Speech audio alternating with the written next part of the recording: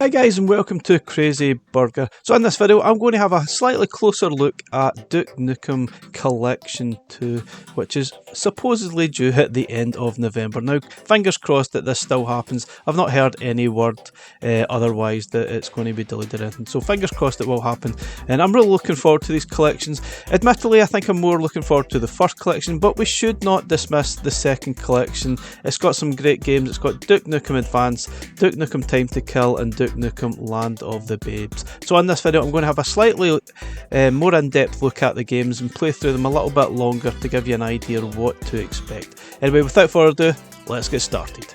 It's time to kick ass and chew bubble gum, and I'm all out of gum. Okay, let's have a quick look at the information that was on Evercade.co.uk about Duke Nukem Advance. This was posted a couple of months ago to give a little bit of more information, a little bit of an insight into the actual game. This is one of the ones that definitely bypassed me in 2002. I can't remember that far back. I had a Game Boy Advance, but this wasn't one of those 3D first-person shooters I actually played. I remember playing Wolfenstein 3D and Doom on the Game Boy Advance, but never seen this one.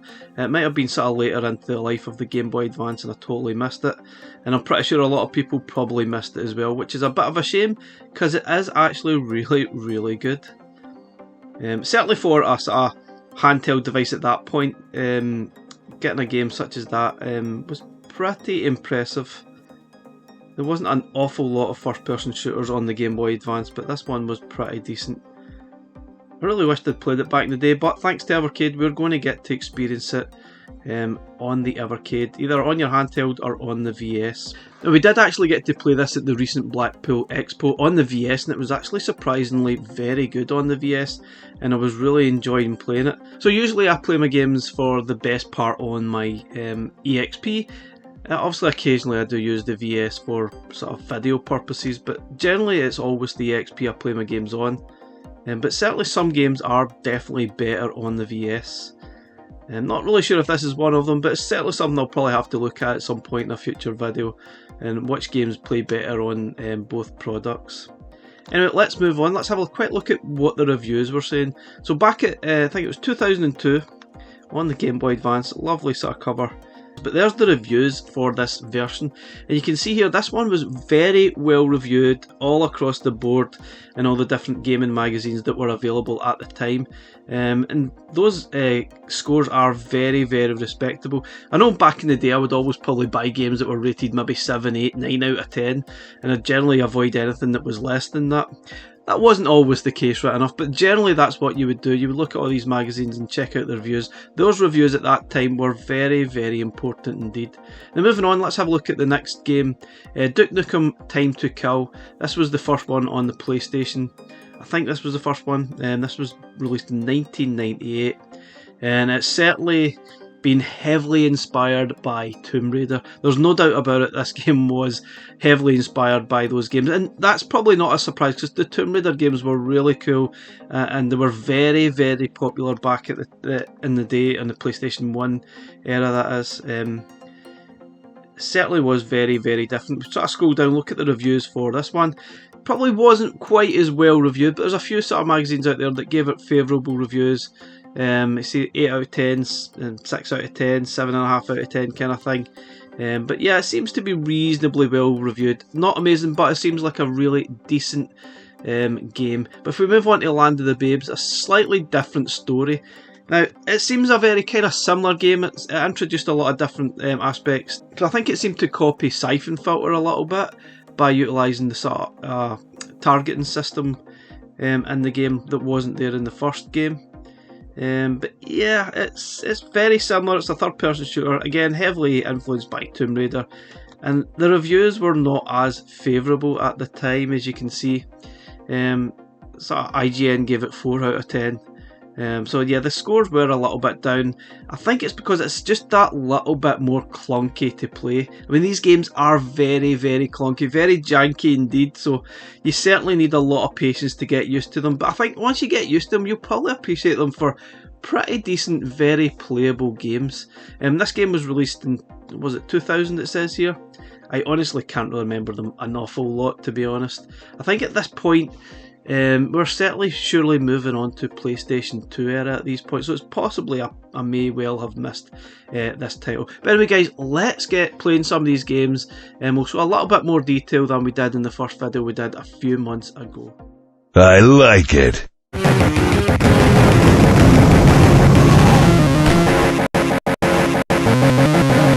wants some? Let's rock. Who wants some?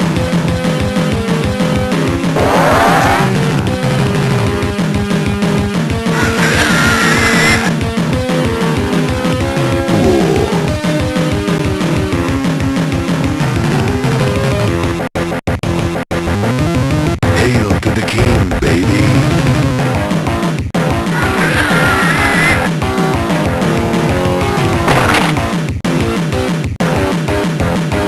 That's gotta hurt.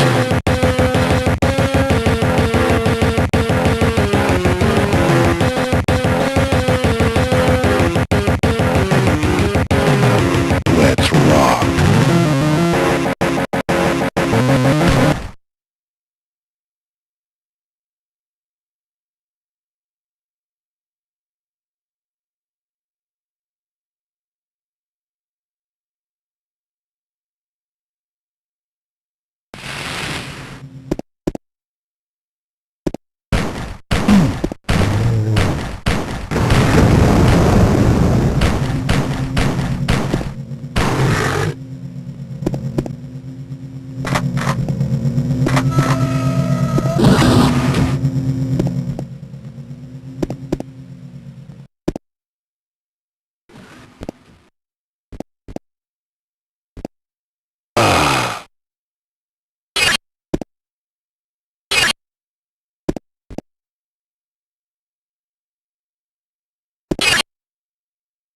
Holy cow.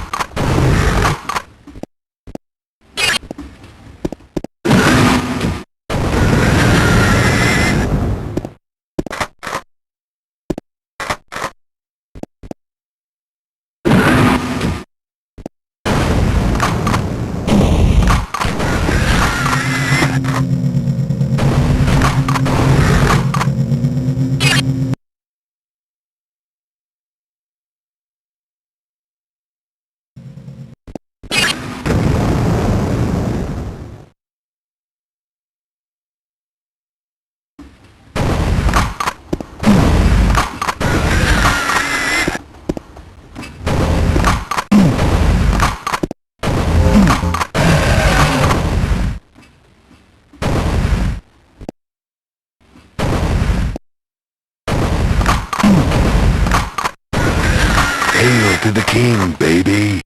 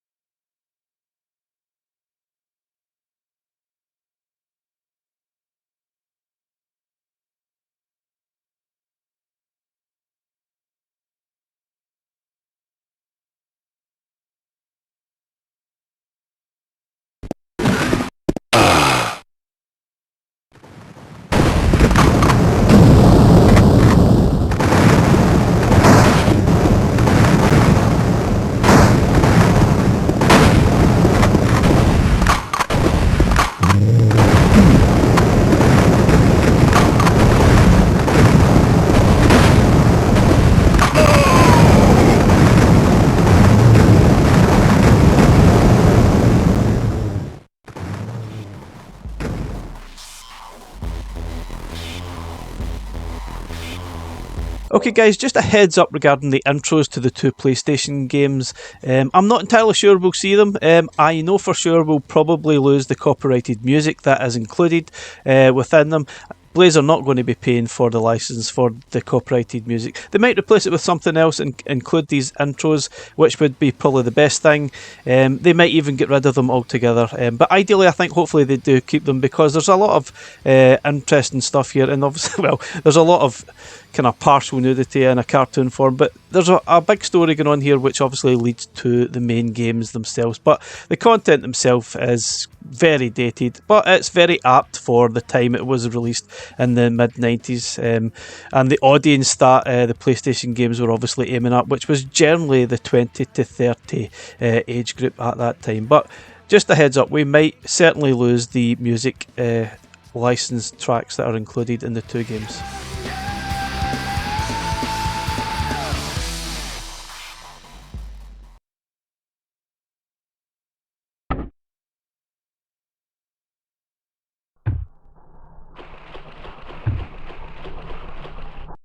Looks like it's time to kill.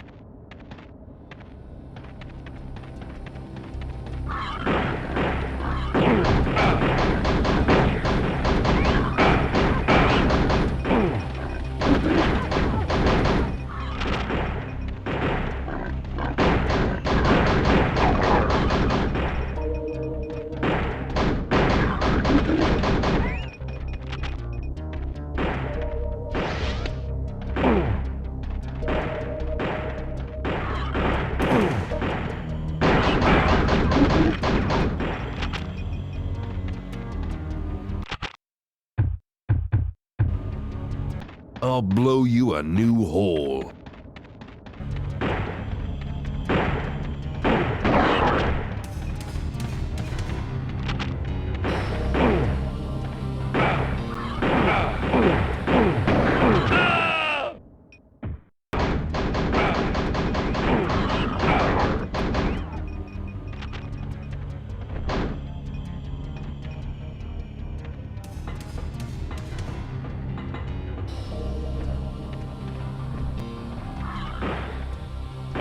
Oh man, what a...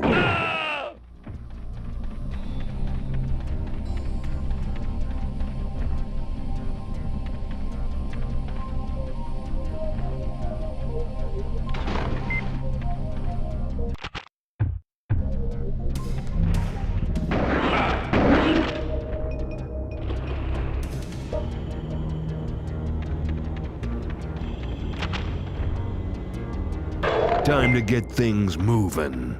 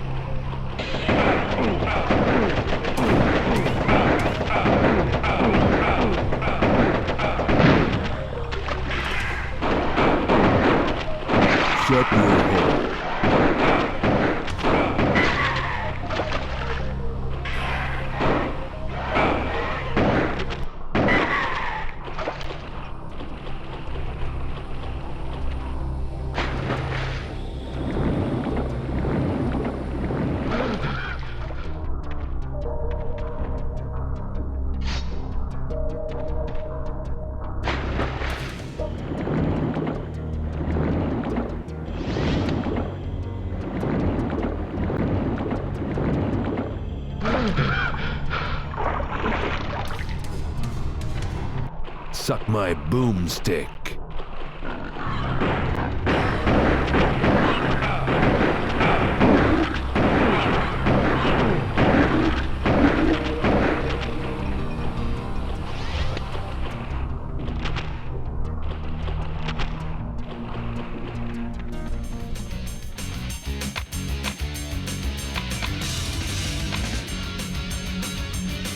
Come get some.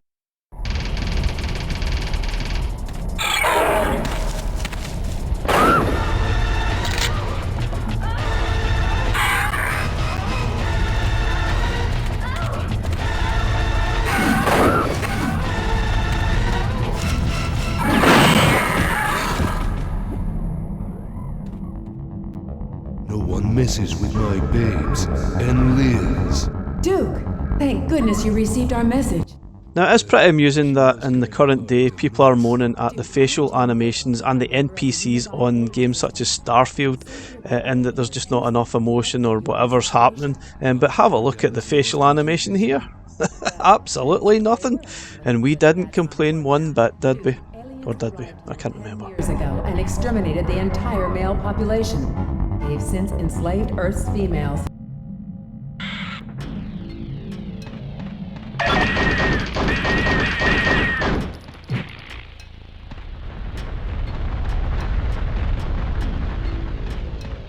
What's up? Duke, this area is secure.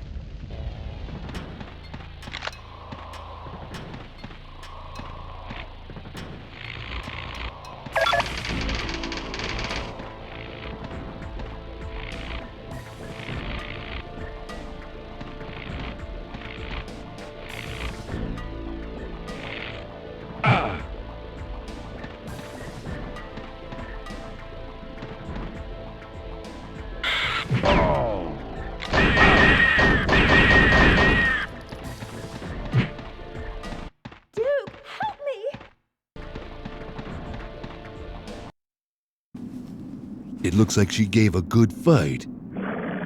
What the? That looks pretty sturdy. Just call me Eagle Eye.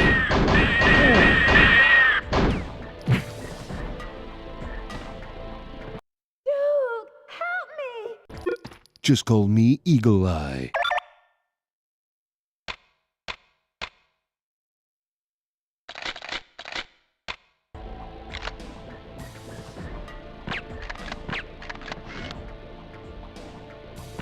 Thanks, Duke.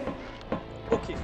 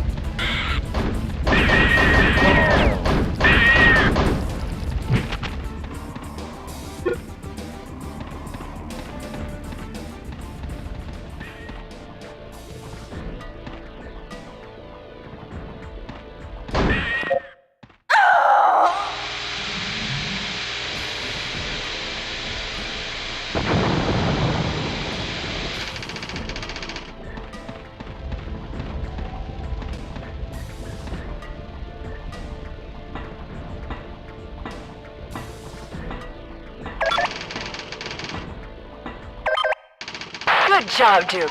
The power is restored. Now you need to find a way out of this section of the base. I'm on it, Jane. Consider it done.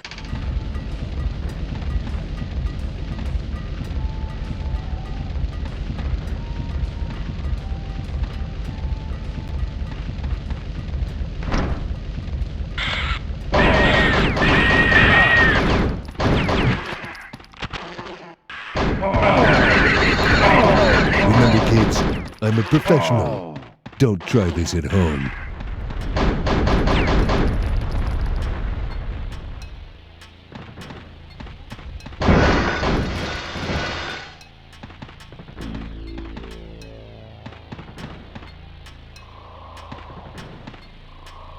Well, let's see what this laser can do. Hello? Hello, and thank you for calling.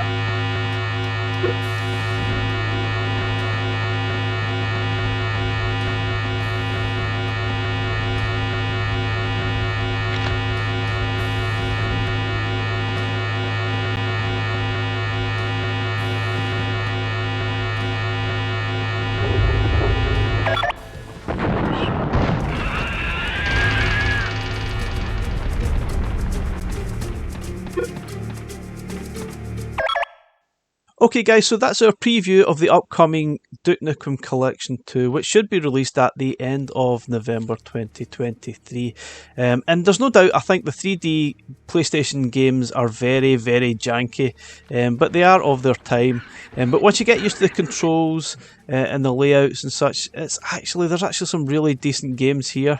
There's probably a lot of exploration and time to kill, and I got a little bit frustrated and sometimes lost in the game, even though there is maps you can actually use. But I found myself actually enjoying it the more I played it, and somehow I actually prefer playing sort of Land of the Babes over Time to Kill, which kind of surprised me a little bit. Now my mind may change once we get the Evercade versions, I'm not entirely sure, but Game Boy Advance game was fantastic, and I'm really looking forward to that. I think that's definitely the surprise pick of the bunch here for sure, and I think a lot of people will really enjoy it. Anyway guys, thanks very much for watching our video. We'll catch you again in the next one. Bye for now. I'll be back. Come get some.